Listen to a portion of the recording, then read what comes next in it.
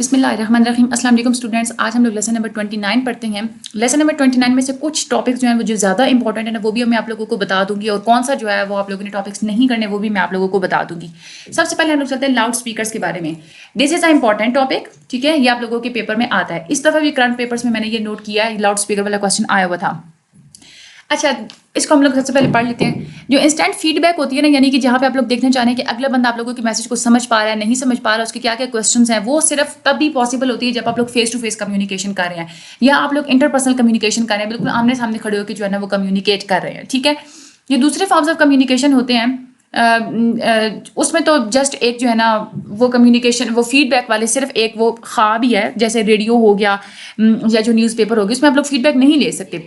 तो इस डिसएबिलिटी से छुटकारा पाने के लिए लाउड स्पीकर्स जो है ना वो इन्वेंट किए गए थे, और लाउड स्पीकर्स की वजह से ये बात पॉसिबल हो गई थी कि जो बात करने वाले जो कम्युनिकेटर्स होते हैं वो बड़े पैमाने पे बात भी कर सकते हैं और फ़ौरन से फीडबैक भी ले सकते हैं। तो ये एक एडवांटेज है लाउड स्पीकर का। लाउड स्पीकर जो बहुत ज़्यादा पब्लिक स्पीचेस देने के लिए यूज़ करते हैं, पॉलिटिशियंस भी यूज़ करते हैं, मुख्तलिफ जो पब्लिक लीडर्स होते हैं वो यूज़ करते हैं।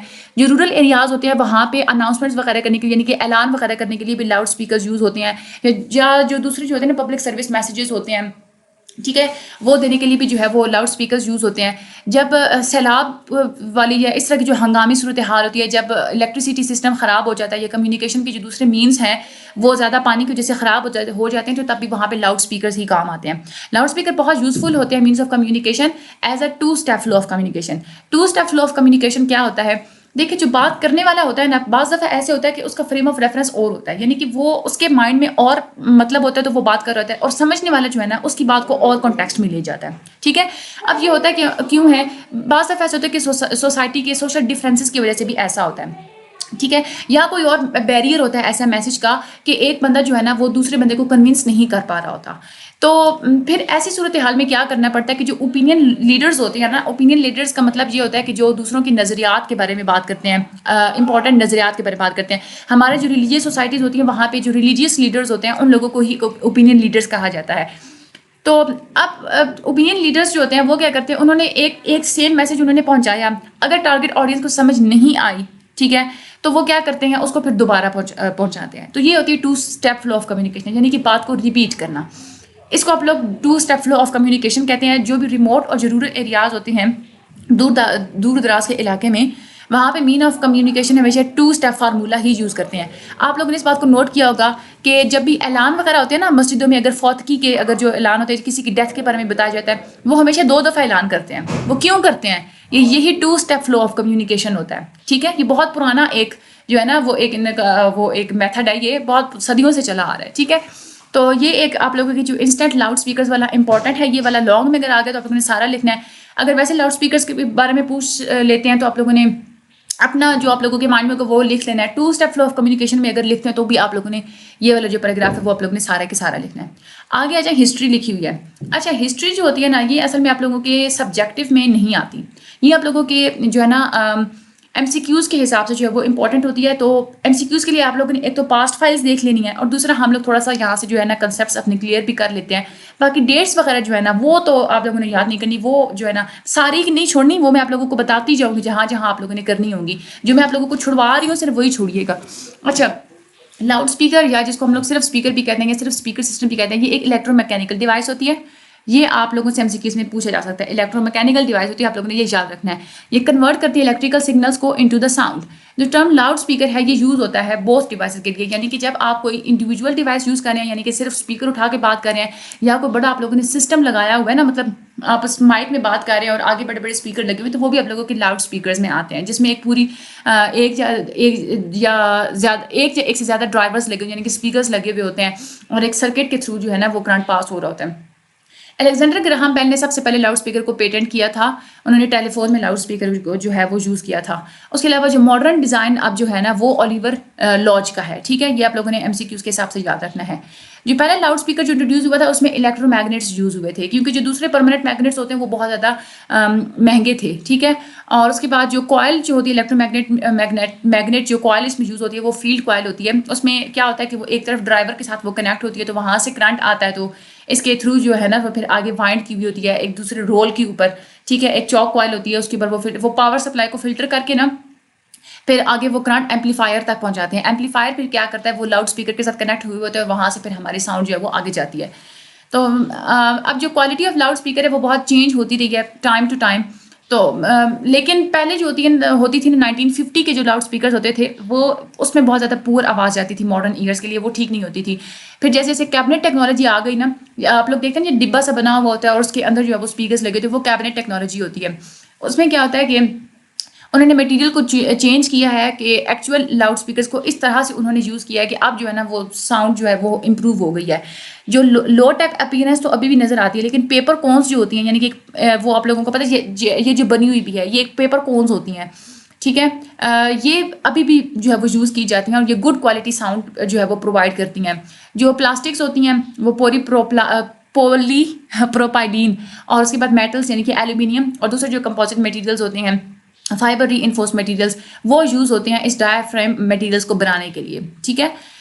उसके अलावा जो अर्नेस्ट साइमंस इन्होंने पहला लाउड स्पीकर पेटेंट किया था। उसके बाद सर ओलिवर लॉज ने रिसीव किया है सेकंड पेटेंट लाउड स्पीकर के लिए। आप लोगों के एमसीक्यूज में आ सकते हैं। उसके बाद राइस एंड केलॉग, ये दो पर्सनैलिटीज़ थी जिन्होंने पेटेंट किया था मॉडर्न जो अब हम लोग रेडियोज़ यूज़ करते हैं ना, जो लाउड स्पीकर यूज़ करते हैं वो वाले। राइस और केलॉग के जो लाउड स्पीकर्स हैं वो बेचे जाते हैं और उनका नाम होता है रेडियोला लाउड स्पीकर्स, ठीक है। और ये सब अच्छे होते हैं। ये इसमें ये होता है कि यहाँ पे साउंड डिस्टॉर्शन बहुत कम होती है और ऑडियो क्वालिटी बहुत अच्छी होती है। और first box closed loud speaker, यानी कि एक बॉक्स में जो एक loud speaker, permanent loud speaker जो हमें मिला था ना, वो इन्वेंट किया था कैबीसी ने, फ्रेंच की कंपनी है। आगे हम लोग पढ़ते हैं टेप रिकॉर्डर्स और ऑडियो केसेट्स के बारे में। टेप रिकॉर्डर जो होती है वो मैकेनिकल डिवाइस होती है और ये रिकॉर्ड करने के लिए यूज़ होती है। मैग्नेटिक टेप होती है एक, उसके ऊपर जो है ना वो रिकॉर्डिंग होती है। और या आप लोगों ने रिकॉर्डेड मटेरियल को पीछे से दोबारा से अगर आप लोगों ने चलाना हो तो भी ये इस मकसद के लिए जो है वो यूज़ होती है। आगे ये अगेन जो हिस्ट्री है, मैग्नेटोफोन टेप रिकॉर्डर सबसे पहले यूज़ होते थे रिकॉर्डिंग मशीन्स में। Magnetic tape in preserving the voice and music, ये डेवलप हुआ था 1930 में, जब जर्मन साइंटिस्ट जो थे ना उन्होंने असल में ये क्यों डेवलप हुआ था मैं आप लोगों को बस एक शॉर्ट सी हिस्ट्री बता देती हूँ, क्योंकि ये आप लोगों के पेपर में नहीं आता, ठीक है। क्योंकि इसमें बहुत ज़्यादा नेम्स है, बहुत सारे डेट्स हैं, आ भी जाता है तो आप लोग इसको चॉइस पे छोड़ दीजिएगा। नहीं आता ये वैसे पेपर में, हिस्ट्री में से जो है ना क्वेश्चन वो सब्जेक्टिव में नहीं आते। आप लोग आगे चल के मैं आप लोग को बताऊँगी, इतने इंपॉर्टेंट टॉपिक्स है ना। ये डेवलप हुआ 1930 में। जर्मन साइंटिस्ट जो थे ना उनको कहा था, जो हिटलर थे ना उनको शौक बड़ा था रिकॉर्डिंग करने का, ठीक है। तो हिटलर ने ही जो है वो इसका जो है वो कहा था इसको इन्वेंट करने के लिए। तो जर्मन साइंटिस्ट 1930 में जो थे उन्होंने इनको फिर इन्वेंट किया था। और हिटलर जो थे ना वो क्लासिकल म्यूजिक को जो है वो बहुत ज़्यादा इंजॉय करता था। वो इसी टेप रिकॉर्डर के ऊपर वो बैठ के जो क्लासिकल म्यूजिक सुनता होता था। फिर उसके बाद मैग्नेटोफोन जो है वो यूज़ किया गया था as a first stereophonic tape recordings के लिए, जिसमें बिथोवन की एक परफॉर्मेंस जो है वो रिकॉर्ड की गई थी। ये नेम्स ही हैं, मतलब एक सॉन्ग का नेम है, म्यूजिक का नेम है, सॉरी पियानो का एक है ना, पियानो पे म्यूजिक बजाया जाता है। उसके बाद magnetic phone recorders were widely used in German radio broadcast during the world war second, although they were closely guarded secret at the time. यानी कि वर्ल्ड वॉर सेकेंड में जर्मन ने जो है वो यूज़ किया था मैग्नेटोफोन रिकॉर्डर्स को। उसके बाद मैग्नेटिक टेप जो है कोलंबिया में रिकॉर्डिंग्स इस पर की गई थी फर्स्ट टाइम। उसके बाद इसमें कोई ऐसा इंपॉर्टेंट है नहीं। फिलिप्स जो है ये दो लाइन्स ये आप लोगों के एमसीक्यूज में अक्सर आती हैं। फिलिप्स ने इंट्रोड्यूस कराया था कम्पैक्ट ऑडियो कैसेट मीडियम, ये ऑडियो स्टोरेज के लिए उन्होंने यूरोप में इंट्रोड्यूस कराया था और यूनाइटेड स्टेट्स में इंट्रोड्यूस कराया था। और फिलिप्स ने ये जो इंट्रोड्यूस कराया था उसकी ट्रेडमार्क का नाम था कॉम्पैक्ट कैसेट, ठीक है। आ गया था यूजेस पे, ये आप लोगों का टॉपिक है इंपॉर्टेंट, ठीक है, सब्जेक्टिव के लिहाज से। इसमें से मुख्तलिफ जो है ना वो आप लोगों के क्वेश्चन वो पूछते हैं, मैं आप लोगों को बताती हूँ। टेप रिकॉर्डर जो है ना वो एक recording as a recording system, tape recorder recording system होता है जिसमें इलेक्ट्रोमैग्नेटिक फिनोमेना यूज़ होता है रिकॉर्ड करने के लिए, और दोबारा से जो है ना साउंड वेव आप लोग उसमें जो है ना वो प्रोड्यूस भी कर सकते हैं। तो सबसे पहले तो क्या था कि ये इन्वेंशन जब बनी थी तो ब्रॉडकास्टर्स यूज़ करते थे अपने मुख्तलिफ किस्म के जो उन्होंने प्रोग्राम्स बनाए हुए होते थे ना उसको रिकॉर्ड करने के लिए, ताकि उसको बाद में भी यूज़ कर सकें और लाइब्रेरी में भी रख सकें। जो टेप रिकॉर्डर्स होती हैं या जो ऑडियो केसेट्स होती हैं वो मुख्तलिफ पर्पसेस के लिए यूज़ होती हैं, पॉलिटिकल और रिलीजियस पर्पसेस के लिए भी यूज़ होती हैं। ईरान इस्लामिक रेवोल्यूशन जो थी उसमें आयतुल्लाह खुमैनी को जब मुल्क बदर कर दिया गया था तो आयतुल्लाह खुमैनी के जो फॉलोवर्स थे वो आयतुल्लाह खुमैनी की मुख्तलिफ स्पीचेस को रिकॉर्ड करके तो ईरान के लोगों को आके फिर सुनाया करते थे, ठीक है। अब तो जर्नलिस्ट भी बहुत ज़्यादा इसको यूज़ करते हैं, कोई भी जो इवेंट्स होते हैं उनको रिपोर्ट करने के लिए, मुख्तलिफ किस्म के जो इंटरव्यूज़ होते हैं उसको वो रिपोर्ट करने के लिए। रेडियो रिपोर्टर्स इसको बहुत ज़्यादा यूज़ करते हैं टेप रिकॉर्डिंग को। वो क्या करते हैं कि टेप रिकॉर्डर्स को यूज़ करते हैं इंटरव्यूज़ को रिकॉर्ड करने के लिए, और बाद में फिर उन इंटरव्यूज़ का ना थोड़ा-थोड़ा सा वो हिस्सा अपने खबरनामे में यानी कि रेडियो न्यूज़ में वो दिखाते हैं, जिसकी वज़ह से उनकी क्रेडिबिलिटी बहुत ज़्यादा बढ़ जाती है। अब रेडियो पाकिस्तान जो दूसरे जो प्राइवेट रेडियो स्टेशंस होते हैं, उनकी अपनी-अपनी लाइब्रेरीज़ होती हैं जहाँ पे वो मुख्तलिफ़ किस्म के अपने प्रोग्राम के रिकॉर्ड्स रखते हैं।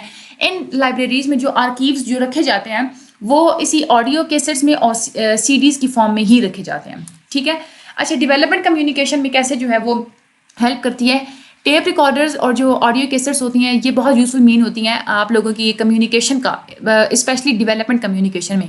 जो दूर दराज के इलाके होते हैं ना, वहाँ पे ये यूज़ होते हैं लोगों को एजुकेट करने के लिए। इवन स्कूल्स में भी अब तो बहुत ज़्यादा लोगों को, बच्चों को जो डेली लेसन दिया जाता है, उसमें यही जो है ना वो एक टेप रिकॉर्डर पे जो रिकॉर्डिंग लगा के या ऑडियो लेक्चर्स जो हैं वो उन लोगों को दिए जाते हैं। ये ऑडियो लेक्चर जो है ना, वो बच्चे फिर इसको ज़्यादा इंजॉय करते हैं। उन लोगों के लिए, बच्चों के लिए ज़्यादा, स्टूडेंट्स के लिए एक अट्रैक्टिव चीज़ होती है, तो वो इस तरह से लेसन लेना ज़्यादा प्रेफर करते हैं as compared to conventional learning system. और इस तरह के लेसन के साथ एक सपोर्टिंग मीन्स भी, यानी कि बुक्स वगैरह पढ़ा देना, या वहाँ पे जो टीचर्स जो है ना वो मुख्तलिफ तरह से उनको गाइड भी करती है। यूनेस्को ने बहुत ज़्यादा इसको यूज़ किया है अपनी कैंपेन्स के लिए। एशिया और अफ्रीका जो मुख्तलिफ जो डेवलपिंग और अंडर डेवलप्ड कंट्रीज़ होते हैं, वहाँ पे ये जाके अपनी रिकॉर्डिंग्स वगैरह जो है वो उनको सुनाते हैं। तो डेवलपमेंट कम्युनिकेशन के सेक्टर में इस तरह से बहुत ज़्यादा वो हेल्पफुल होती है। उसके बाद जो ऑडियो कैसेट्स और जो सीडी प्लेयर्स होते हैं, ये एक कंप्लीट मैस मीडिया होता है जो कि अवेयरनेस कैंपेन्स लाने के लिए भी यूज़ होता है। रूरल एरियाज़ में ना जो फार्मर्स होते हैं, उनको ना मुख्तलिफ तरीके से एजुकेट किया जाता है न्यू फार्मिंग टेक्निक्स के बारे में, मुख्तलिफ जो दवाइयाँ यूज़ होती हैं खेती बाड़ी में, पेस्टिसाइड्स वगैरह, उसके लिए जो है ना सारी अवेयरनेस देने के लिए ये कैसेट्स प्लेयर बहुत ज़्यादा यूज़ होते हैं। और इसके अलावा जो नाबीना हजरात होते हैं ना, उनके लिए तो ये बहुत ही ज़्यादा एडवांटेजियस होता है, क्योंकि आप लोग क्या करते हैं कि इन ऑडियो जो है ना, ऑडियो फॉर्म में पूरी की पूरी जो बुक्स होती हैं ना, वो रिकॉर्ड कर देते हैं। ठीक है? तो ब्लाइंड जो लोग होते हैं वो बुक्स पढ़ तो नहीं सकते, तो वो यही ऑडियो कैसेट सुन के ही अपने न्यू कंसेप्ट और थ्योरीज वगैरह बना लेते हैं। जो अनपढ़ लोग होते हैं, अब क्योंकि वो बुक्स, मैगजीन्स और न्यूज़पेपर्स वगैरह नहीं पढ़ सकते, तो उनके लिए भी ये बहुत ज़्यादा बेनिफिट होता है इस जो है ना ऑडियो प्लेयर्स, ये जो प्लेयर्स वगैरह होती हैं ऑडियो कैसेट्स वगैरह का। ठीक है? उसके बाद वीडियो कैसेट्स भी होती हैं, video cassettes and recorders, VCR. VCR का स्टैंड फॉर आ सकता है आप लोगों के एमसीक्यूज में। वीडियो कैसेट्स एंड रिकॉर्डर्स, इसको वीसीआर भी कहते हैं। ये भी एक रिकॉर्डिंग सिस्टम ही होता है, लेकिन इसमें ये होता है कि आवाज़ के साथ साथ आप तस्वीर भी उसमें रिकॉर्ड करते हैं। जब इन्वेंशन जब हुई थी ना वीसीआर की, तो उसके बाद तो फिर रिकॉर्डिंग सिस्टम की बहुत ज़्यादा इंपॉर्टेंस बढ़ गई थी। जो डेवलपमेंट पर्पसेस के लिए भी वीसीआर यूज़ होते हैं, एजुकेशन को प्रमोट करने के लिए, अवेयरनेस कैंपेन जो चलाई जाती हैं, उसमें भी वीसीआर बहुत ज़्यादा इंपॉर्टेंट होता है। जैसे कैसेट प्लेयर और टेप रिकॉर्डर्स जो है वो इंपॉर्टेंट है, इस तरह वीसीआर्स भी जो है ना इक्वली इंपॉर्टेंट होते हैं। जो यंग जो लोग होते हैं ना, जो यंगस्टर्स और जो टीनेजर्स होते हैं, वो ऐसा एंटरटेनमेंट और फन के लिए, मतलब म्यूजिक वगैरह सुनने के लिए कैसेट प्लेयर्स को बहुत ज़्यादा यूज़ करते हैं। अच्छा, अब हम लोग आगे अगर देखें ना, तो अब हम लोग इसके नेगेटिव इम्पैक्ट्स पे आते हैं, यानी कि वीसीआर्स वगैरह के या इस तरह के ये जो जो टेप रिकॉर्डर्स हैं, इनके नेगेटिव इम्पैक्ट्स क्या हैं, ये आप लोगों के क्वेश्चन आ सकता है वीसीआर में भी, आप लोगों के पेपर में। जो मैस मीडिया होता है ना, जहाँ पे सोसाइटीज़ को डेवलपमेंट में हेल्प आउट करता है, वहाँ पे इसके कुछ नेगेटिव इफेक्ट्स भी होते हैं। जो डेमोक्रेटिक सोसाइटीज़ होती हैं, वहाँ पे जो प्रोफेशनल्स होते हैं जो मैस मीडिया सेक्टर में काम कर रहे होते हैं, उन्होंने तो अपने एक कोड ऑफ एथिक्स बनाए हुए होते हैं। ठीक है? इसलिए वो कोई गलत बात तो वो नहीं करते, वो अपने मैस मीडिया को हमेशा जो है ना एक सर्टन डायरेक्शन में लेके चलते हैं। लेकिन जो टेप रिकॉर्डर्स होती हैं, ये टेप प्लेयर्स होती हैं, या ये जो वीसीआर्स होती हैं, ये कॉमन मैन को भी अवेलेबल होते हैं। ठीक है? लेकिन अब हर बंदे को तो आप लोग मॉनिटर नहीं ना कर सकते। अब वहाँ पे उन लोगों की अपनी जिम्मेदारी होती है कि वो, उनको पता होता है कि पावरफुल मीडियम ऑफ कम्युनिकेशन है, तो वो इसको केयरफुली यूज़ करें।